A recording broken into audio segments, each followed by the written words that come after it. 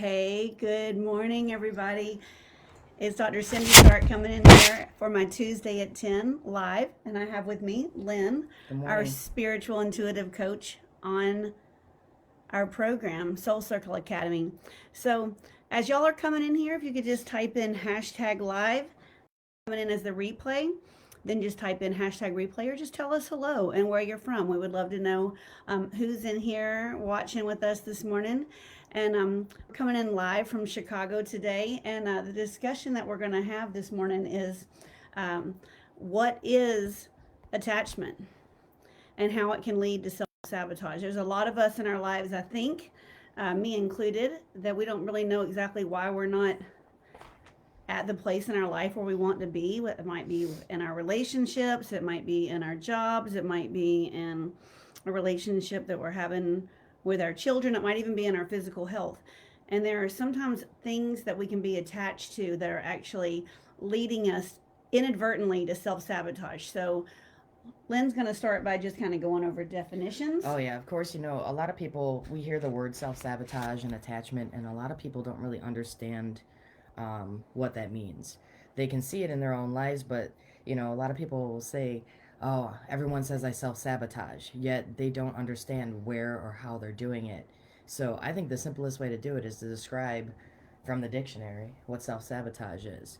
And self sabotage occurs when we destroy ourselves, whether it be physically, mentally, or emotionally.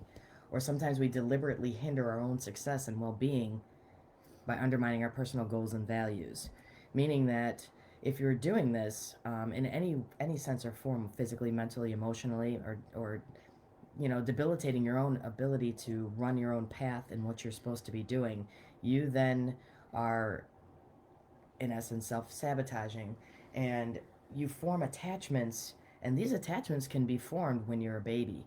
So it can be born into our existence from inadequate caregiving when we're young. It can be something so simple as a baby crying, and the mom or the dad sitting there saying, they'll cry themselves to sleep. um, Certain early attachment trauma is due to your your possible abuse, abandonment, or neglect prior to the age of 8, which then sticks with us, and it allows us to form attachments to the idea that we need something there all the time, whether it be a person, need to be in a specific place, a specific job, or have a specific thing. Something so simple as I really get irritated when I have to write with a blue pen. I've been writing in black for 40 years. So every time somebody hands me a pen and it's blue, my brain automatically kind of goes to the shock of like, oh, that's blue. I don't know if I want to use that. Doesn't matter, but you have to retrain your brain to disassociate from the attachment to something or someone, which is where it gets a little bit sticky. Because the brain actually, when you're using your brain to attach. Yeah. Well, are you talking about like the whole delete and generalize and distort? Mm-hmm. Yeah. Yeah. So we think that and before I even get into that, I just want to say hello to everybody popping in. I see Jessica's here and Jenny and Tanya and Stacy. So it's good to see everybody this morning. But one thing that we think that we see every single thing in our lives, we think we see everything as it is. We think we see all the possibilities that we have in our lives. We think that what we're actually seeing is an exact representation of what is out there. But what happens, and I go really, really in depth into this in one of my earlier talks from a year ago, and you can find them under the featured tab in the Facebook group Reclaim Your Life and Health.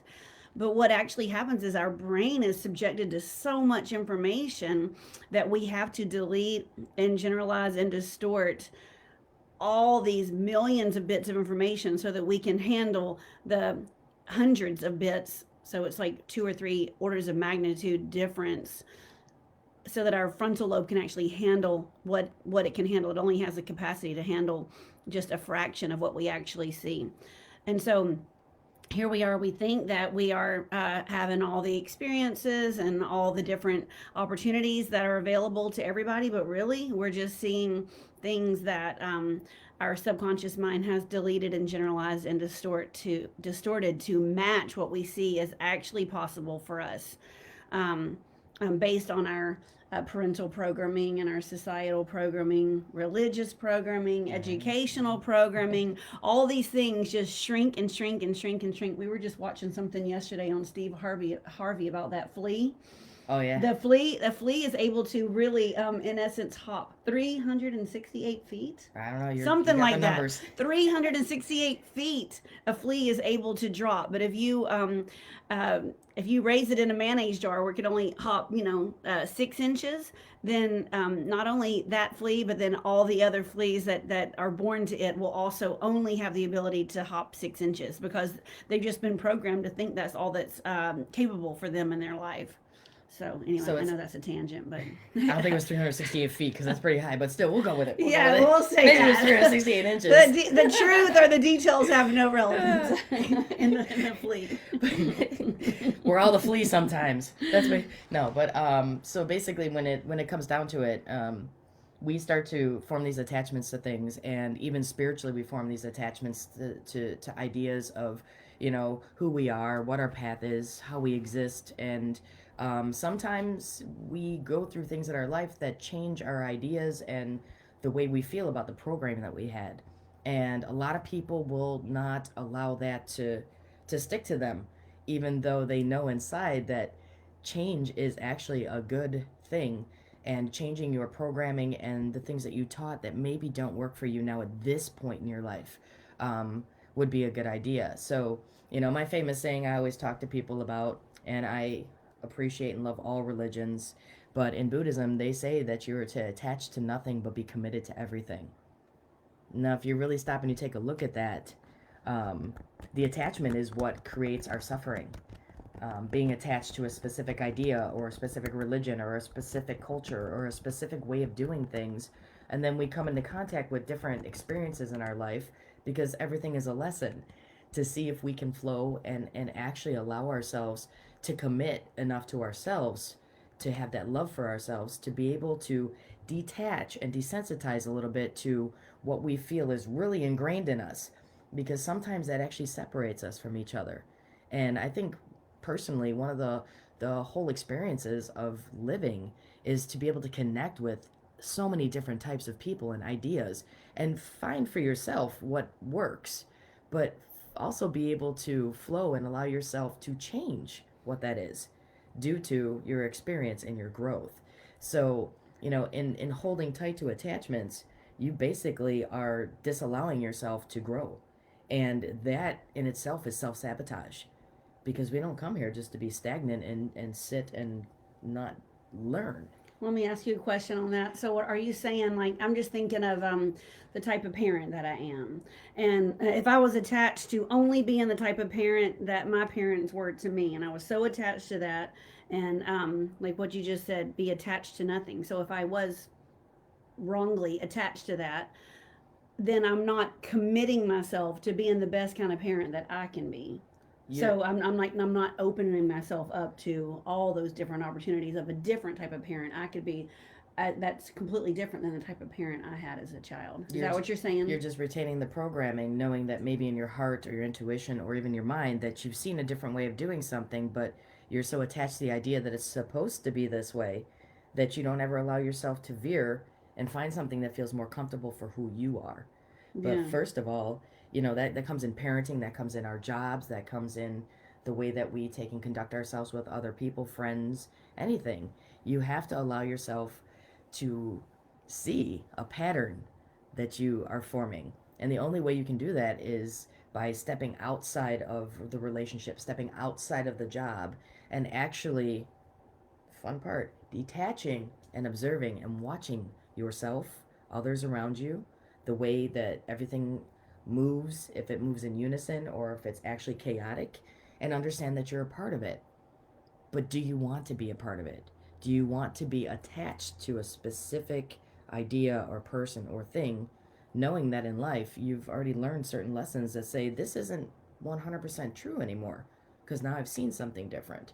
So allowing yourself to not attach, but to be committed to learning and committed to understanding almost everything around you, even a little bit, allows you to stop that self sabotage because you're not going through the same patterns that have not worked. You have to step back and look from a distance to see, I am doing this. This is my decision. These are my choices. I'm committed to my job, committed to my partner, I'm committed to my children, but as I'm also attached to the idea it has to be this way. Well, now you're involving other people and other things too that have their own ideas of attachment. So now you start to clash, and that's where you start to feel bad about yourself and start sabotaging because now you want to take and please people and you want to make sure they're happy. And that's totally fine sometimes, but not when it's taking from yourself and allowing you to feel as if you can't make any decisions for yourself based upon what someone else is actually truly feeling so you don't please them. Makes sense? Yeah. It just makes me think about something that happened about probably about 6 years ago in my life. I was on a school trip, and we were going to 4 different countries in Eastern Europe. We were going on this history trip, and there was like only hardly anybody signed up for this trip. So it was only 16 people total. And I think Wyatt was in like 8th grade, and we were in Poland, and we were on this square with all these horse-drawn carriages and just this beautiful country. And one of the facilitators or tour guides was saying how inexpensive it was to live in Poland, and he just looked at me, little 8th grade, and he like tapped me, and he said, "Mom, can I live in Poland when I grow up?" And I said, "Absolutely. I mean, why couldn't you live there if that's where you want to live? Absolutely." But then I think about if I was not committed to learning and letting him be everything he wants to be when he grows up, but I was just attached to the type of parenting I had. And nothing against my parents, but we were to stay within a 7-mile radius of where we were brought up. And from the time that I was 18 and off to school at Georgia, in college, I always wanted to go to these studies abroad and trips abroad to study everywhere else.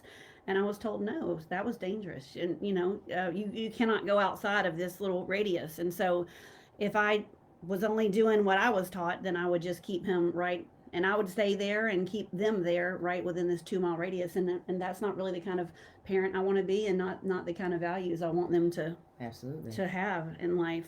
And then, you know what, I can relate to that as well because when I was growing up, we had our family vacation or trip, which was basically to the same state every time. We drove there for some reason. Love you guys, but my parents never got us on an airplane, never allowed us to travel. Both of them are very fearful of travel. So my entire life, up until my late 20s, I never went anywhere unless I drove there, like over the border to somewhere, to Indiana or something. And when I first started getting on a plane and traveling, I was like, why did I keep and retain this idea that I had to be attached to staying in Chicago? And now that in the past 15 years, I've been traveling a lot to other countries, everything else, a lot for me.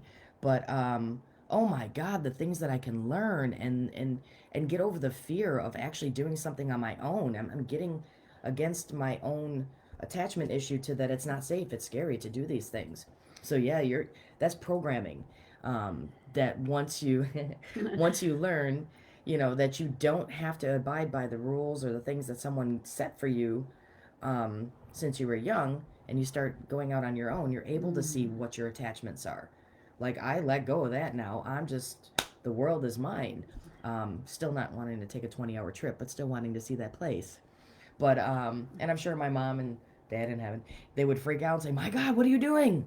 And I would say, "I'm trying to learn and grow," because you can't do it in that little jar where the flea jumps.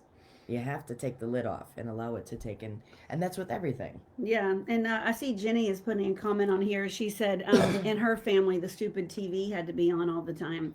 Background noise. And I don't mean to say anything that's kind of inflammatory, but the television is there. I mean, they call it television programming for a reason, and it programs you to think the way that they want you to think. It's like they pay for your eyeballs and they know exactly how to get our attention, and so then they are able to advertise to us and everything else.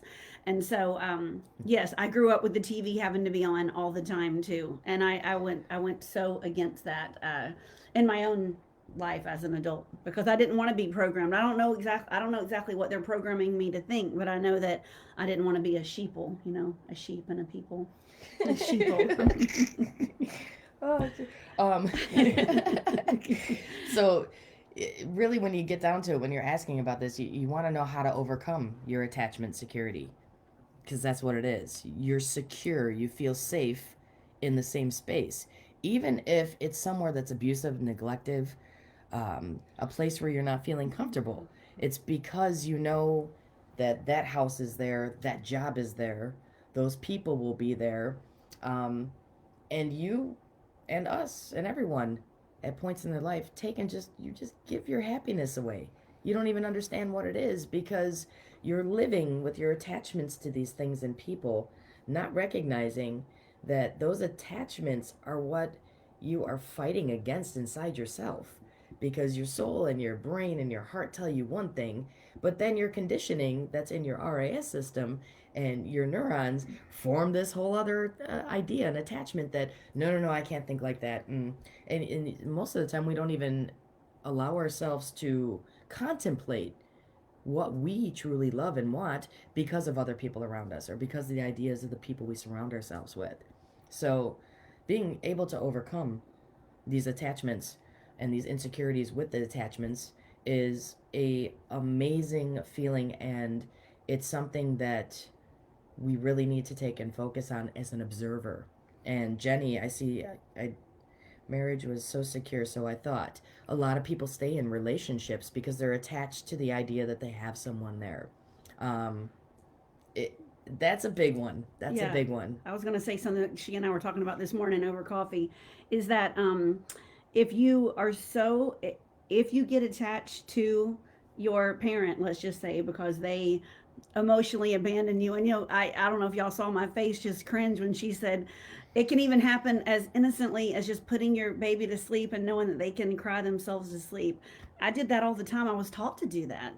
I was taught to let my babies cry themselves to sleep because I didn't want to overly, attend to them. So I hope, if my kids have problems, then I mean, It's they can take my 100% program. of the problems don't come from not putting the bink in, but Yeah, but anyway, so she and I were talking about so if you were abandoned like that, and so then you realize you have to be attached to your right. mother, your father, maybe abnormally because you don't realize that you have all the safety that you have in your own body. Then when you grow up, then in your interpersonal relationships that you're going through in your life, then you don't think that you're enough on the inside and you think that you have to attach to someone else for your safety and for your security. And I think one of the overarching kind of take home messages of this talk that we're trying to give today is to know that you yourself, you're enough, and that you don't have to rely on someone else. It's nothing exterior, it's all Yes, it's nothing interior. exterior. That's what it is. Yeah. And I wrote down this quote. I know that I have put an attachment to a thing outside myself when the fear of change takes hold of me. And then I put and Cindy added and I get paralyzed. So I realized like even your home, if you don't want to leave a relationship because you don't want to leave that person or that home, you can't attach so much to that person or that home that you don't that you're unable to say what's best for you and just get up and leave and know that you're going to be okay without that person and you're going to be okay with another home. And then too, you know what? It's like replicating pattern too, because we'll just say in a relationship, if you don't leave the home and you don't leave the relationship and you're miserable, you don't realize how everyone around you can actually feel the energy coming off of you. So the smiles that we give and all Mm-hmm. this fake stuff, yeah, no. And later into your existence, you'll realize that that was such a waste of time to not truly just make decisions based upon your heart, not upon how you'd be looked at or whatever it be. And really, then you're teaching your children, if you have children, to actually allow themselves to make these decisions and detach from these things as well. But there's so many more. Yeah, it's in developmental psych. Yeah, she's in college. She's learning about that in developmental psych class right now. And really, what it is, we all want to grow up and be an adult when we're a kid, right? Yeah. Everybody now. But when we actually grow up, we're just getting older. Are we truly learning? Are we truly open to allowing other people to teach us to grow? And by the things that they've been through, because everyone's been somewhere else, been brought up different, but in the end, we're all in the same pool of either loving ourselves or not having enough love for ourselves. And a lot of it is due to that self sabotage, due to the attachments of things that we really, really want to take and hold tight to because we think that's the key until we realize the key is sitting right in front of us and we won't grab for it. So, overcoming attachment insecurity, you really, from being an observer and stepping outside yourself, you're able to see little things. And that's all you need at first, is just these little things. You see these repetitive patterns that happen in relationships and at work and other things that you're a part of. Now, when you step a little bit further back, you can see that you actually are instigating it and you're in the midst of it, something you don't like. So step back and allow yourself to kind of learn about that. Why am I doing that? Give yourself some time to process that. Get into a program. We have a program that does child trauma healing, helps clear the reticular activating system, helps you get yourself to know where these things came from, and not on a conscious level. Consciously, I could tell you something all day that I know about me. Subconsciously, there's a whole other rewired system in there that makes my body and myself move to what my brain's telling me versus what I'm saying out my mouth. It's kind of creepy. It's like we're an avatar until we actually peel back that mask and realize, oh, I can change these things. I don't have to be attached to this. And, you go through a program like this and it starts to really work with your mind, your body, and your soul to be able to get your energy levels, your ability to be the observer, and the ability to clear these things in your neurons and in your actual working system, your physical system, get it cleared to a point where you can actually have a clear slate in, I'd say, at least 70% of your life once you do something like this. So that means you're giving a 70% jump from where you were by allowing yourself to release and recognize things about yourself through this program.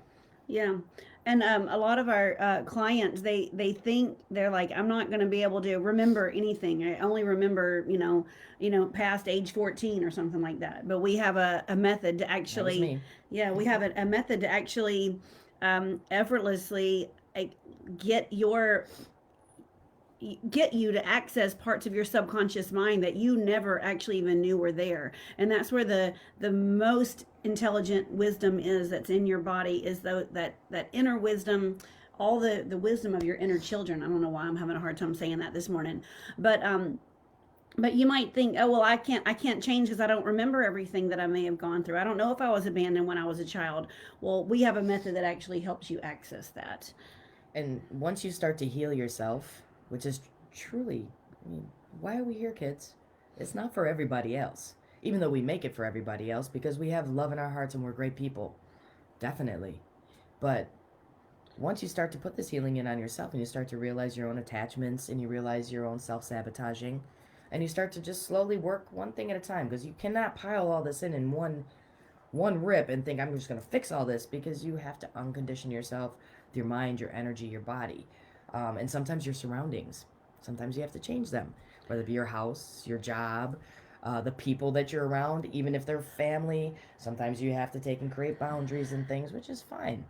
But once you start doing this work, and we can help you with this work to do it, you then have to really you have to kind of seek out partners and friends and places and work situations that you can see that, that they've done the work themselves. You'll start to notice the difference in the people and the places and the things around you. Mm-hmm. When you see somebody is attached to every Tuesday, we have to do this at 6 o'clock. Then it becomes every Tuesday, every Thursday. Then it becomes Tuesday, Thursday, Saturday. And the things that they're doing, or the job, what they're doing, is make that day, you're like dreading it. You're like, no, or I don't want to see that person on that day because they always just are aggravated or whatever. We start to put in that self love where we say, no, I don't have to do that. I'm going to find something that makes me feel better. Or you refocus your energy at your job, knowing you're going in that day, going, go today, Tuesday suck. You go in, but you refocus your energy to something that you enjoy and you make it enjoyable for yourself. But detaching from the idea that that day sucks, that that person is always doing this to me, it's never outside of us, guys. It's never outside of us. That's why you soul journey and you allow yourself to recognize that you do have these attachments and you Yeah. can let go of it. It's your choice. You build your world. You allow your heart to be seen to people. And yes, it's vulnerability. But really, would you rather be a little bit more vulnerable and know that you're focusing on your strength and doing that, or be stepped on and be fake? Yeah. That's one of the biggest, I thought I had this whole lesson kind of down pat, but then, I feel like God has used my kids to even help me learn a whole nother layer. And then, my parents, so my relationship with my parents and then my relationship with my kids. So top up and bottom down. But I can't be attached to the approval of my parents. And I don't want my kids to be attached to their approval of me, because it doesn't matter what I think about my kids. They have to live their own life. And the more quickly that they can learn that, the better, because they don't spend their whole entire life trying to fit into someone else's mold of what they're supposed to be. Well, on top of it, you have to show them that. As a parent, parents have to take control of their own lives and allow their children to see that it's okay, that you are able to choose things and able to actually say, Ma, look at you and say, Ma, I think you might be wrong about this. And you as a parent say, well, let me look at it again. Observe from the outside. Yeah. And like Natalie's saying, you can heal in an environment that hurts. Your external environment is a reflection of your internal one. Once you change what's inside, everything around you begins to change. Absolutely. 100, Natalie. Yeah, no one Um, believes that happened. That no one believes that actually happens. When you change, other people will change, but you actually send out a ripple of a change, and everyone has to change well, because you're different. when your brain is controlling you, it doesn't matter what environment you're in. If your brain is controlling you and telling you, basically, I'm attached to this, it's got to be this way, and I see how these people are doing this. When you allow your brain to completely take over you and it's stuck in this self sabotage and attachment phase where you haven't cleared your reticular activating system and you haven't cleaned and cleared up your energy, yeah, you're always going to be terribly unhappy in any place you go to. But the opposite is just the same. If you're happy, if you are allowing yourself to focus on the things that are good and all the ick is around you and you know it because it's always there, but you're not focusing on it, yes, you can go into any environment, you can speak to any person, and you can also keep yourself calm in situations where you used to self sabotage yourself by maybe over speaking something, saying things you don't mean, being attached to I'm right and you can't, win this whole, argument or fight. No, what are we all fighting for anyway? Yeah. Jenny's saying curses will transfer down from generation to generation until the curse is broken. Absolutely. There are so many patterns of behavior that they do end up being generational, habitual behaviors slash curses, and you got to realize that the change And can start with you. and that's what when we do the work where you go into your subconscious mind, that's where that's stored. I can't pull up that 2 generations ago or 10 generations ago that my grandma didn't have enough money to pay for her kids to have food, Yeah. but it runs in my bloodline through my DNA into my reticular activating system that occurs, that lack occurs, and that's the signal that's sent out. Allowing yourself to get through a program like this, allowing yourself to actually work on your mind, your body, and your soul allows you to free yourself and understand where that came from so that once something is, if you're walking in the dark, say in a haunted house, this is a good one. You're walking in the dark in a haunted house and you start to feel something at your ankles, like something tapping your ankles as you walk through, you're terrified. It's a rat, it's a ghoul, you don't know what it is. When they turn on the lights and you realize it's just a little rubber piece coming off the wall to make you think these things, that's what life is like. When you uncover things and you allow your reticular activating system to get cleared when you do Reiki energy work, whatever it be, to help yourself get clear, you recognize you don't have to fear that little rubber thing anymore. It's not so scary. You put a name on it. You know what it is now. Yeah. You know? And I love that thing you said too on the call the other night when you said something about uh, you're the best warrior because you know yourself. You know. Oh, yeah, Oh, that was so good. because we're our own enemy. So I mean, there's a book, I believe it's called the Bushido Warrior, and it's just an idealism talking about the fact that if you want to take and actually succeed at being you, you have to see your light and your dark sides. You have to know you're your own enemy, meaning you know your enemy best because you study your enemy the most. So therefore, you decide which wins. Is it the light? Is it the dark? Is it the enemy? Is it the good? You know, so knowing yourself, good old, what is it, Aristotle, whatever, know thyself, Yeah. is really the start of it. But how do you get there? Through doing a program like this, through allowing yourself to actually implement things in your life that work, that you don't have to be attached to. If it works right now, great. But knowing that something else comes and you can find something else, detaching from the idea only this way can work for me, is how we start to truly heal, because you're giving yourself options because you have them. And a lot of people don't feel like they have options. And that's not fair. Life is Yeah. all about options. Yeah. It should be. Yeah. It should be. It should be. But if you're finding yourself in a place where you just feel like you're kind of stuck in Groundhog's Day, and every day is a repeat of yesterday, or the year is a repeat of last year, or the decade is a repeat of the last decade, and you're not where you want to be, then just contact either one of us. I'll drop in my email address here, and you can also just contact me through Facebook, and we can book some time to talk. But what we offer is a 12-week transformational program. It's called Soul Circle Academy. And Lynn and I are both coaches in this program, also Jenny. And we deal with the mind, the body, and the spirit. And we're not attached to a single modality. We are also we're really take a deep dive, a lot of one-on-one time with you to figure out exactly what's holding you back, and we literally handhold you, and help you clear out any negative person, places, or things, any negative emotions that are holding you back, beliefs that are holding you back. Energy. We do energy sessions 101, we do spirit sessions 101, and we do body sessions 101 through personalized yoga. And it's just really a transformation from the inside out. And I think the difference with what we're doing is truly everybody's an individual.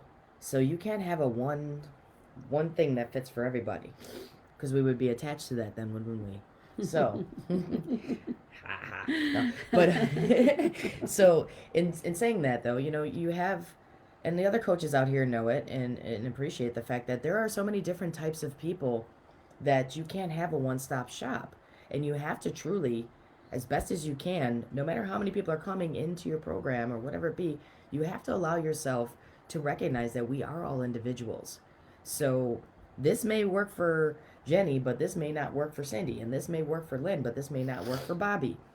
But still being able to use the gifts and the tools that we have in our toolbox. Sometimes you have to be able to pivot.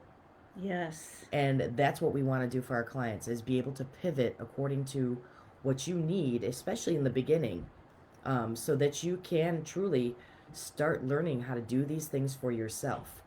Because we don't fix. We hold your hand on the journey, and you allow yourself to open up the doors for where you want to go. And truly, I mean, to me, that's a beautiful thing that can occur for someone. Yeah, and when we're not doing the fixing, when you're doing the fixing yourself, and we're just facilitating and helping you know when to pivot, then you own that healing, and no one can take it away from you. I guess that's the one thing that always drove me so crazy about being a doctor, is that I was making these people attached to my bottles of pills, and I was never allowed to teach them how to heal themselves, Naturally. intrinsically and naturally, I mean, because that's not what we're taught to do, and we have so little time. Well, this is a 12-week program. You have unlimited access to me. You have unlimited access to her too, and Jenny too. I mean, we whatever it takes to get you better, we're here and committed to that. And I just think that's also what sets us apart from other programs. And how I view it is it's to me it's not a fixing. What it is it's a resetting of the soul, allowing yourself to see that, you know what, I don't truly believe that people are broken. I don't like that word. When someone says I'm broken, we're not teacups. There are aspects of us that may need some extra help, or maybe may need a little bit better direction with the tools that we have. And we allow you to utilize these tools and teach you how to use them so that you can literally start to breathe and feel free again and know that I don't have to carry this. The weight comes off your shoulders, because that's usually the weight of everyone else, not even your own. And, your body will feel different. You get some energy work done. You're bringing things to the surface and allowing your body to heal while your mind is able to completely reset itself to this can be. I can have everything I want in my life. But you can't do it until you start clearing space for it. And one thing that you also teach a lot about is the spiritual meaning of things. When you're not a broken teapot, what the reason that one thing breaks in your body is because there's a spiritual lesson there that needs to be learned. And even in me, I'm an internal medicine doctor. People who get pneumonia, there's certain things that their body is that their soul's journey is trying to teach them, certain specific lessons that are to be learned in the resolution of the pneumonia or the stroke or whatever it may be. But anyway, there's just a lot to learn, and we're here to teach it, and we're here to just change lives. And here's my hand. Go ahead, grab it. I'll hold it with you. Oh, that's beautiful. Anyway, guys, thank you so much for being here. Do you have anything else to say? No, I appreciate you guys showing up. And if you want to know more about this, please, even if you're just interested, go ahead and contact and find out more about the different tools and modalities that we have that can actually set you to a pace where you're starting to not self-sabotage or be so attached to things anymore. It is possible. Yeah. If you're just interested in learning about some things and you don't really want to, you're not ready to kind of do a deep dive in and do the deep work necessarily on yourself yet, and you just want to learn and just be a consumer of free content. I have over 30 hours of free content in my Facebook group. Just go under the featured tab, and I've already pinned that Facebook group to the top of this post in the description area. And sorry. No, go ahead. And also too, I have a page. It's called LYF808, capital L, small y, capital F, and it's a motivational page, and it's a lot of memes that we all kind of. It's like those days where come by and you see something like, oh my God, I totally feel that way. And I do some talks and stuff on there as well, and talk a little bit about energy and spirit as well. And the reason she named it LYF is because it stands for Love You First. Love You First. My biggest lesson. I always gave it all out to everybody else and forgot about me. Yes. Not anymore. So anyway, thank y'all all for being here. And as always, I'll see you guys next Tuesday at 10. I love you guys. Take care and reach out to us if you want any more information. Blessings. Bye. Bye, y'all.